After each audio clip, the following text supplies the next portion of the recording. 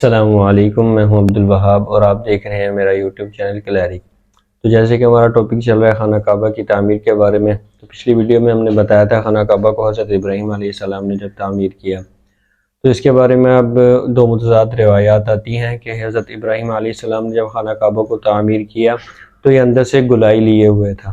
یعنی کہ اس کے دو رکن تھے، ایک رکن حجر اسود والا اور دوسرا رکن یہ تھا رکن یمانی۔ لیکن صحیح بات یہ ہے کہ جو خانہ کعبہ ہے یہ چار رکنی ہی تھا، کیونکہ حضرت عبداللہ بن زبیر رضی اللہ تعالیٰ عنہ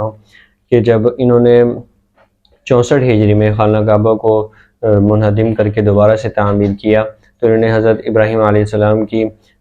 بنیادوں پر ہی اسے دوبارہ تعمیر کیا تھا۔ تو وہ روایت فرماتے ہیں کہ میں نے خود دیکھا ہے حضرت ابراہیم علیہ السلام کی جو بنیادیں تھیں ان کو انہوں نے خود دیکھا اور اس کے اوپر اسے تعمیر کیا، اور جس کی تصدیق اس حدیث سے ہوتی ہے کہ حضرت عبداللہ ابن عمر رضی اللہ تعالیٰ عنہ ام المؤمنین حضرت عائشہ صدیقہ رضی اللہ تعالیٰ عنہ کی سے ارشاد فرماتے ہیں کہ حضور صلی اللہ علیہ وسلم نے ان سے فرمایا کہ کیا تو نہیں دیکھتی کہ تیری قوم نے جب کعبہ کو تعمیر کیا تو اسے حضرت ابراہیم علیہ السلام کی بنیادوں سے کم کر دیا۔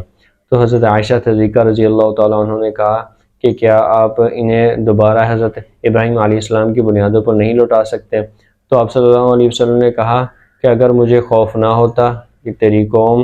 قریب الکفر ہے تو میں ایسا ضرور کرتا۔ عبداللہ ابن عمر نے فرمایا کہ رسول صلی اللہ علیہ وسلم نے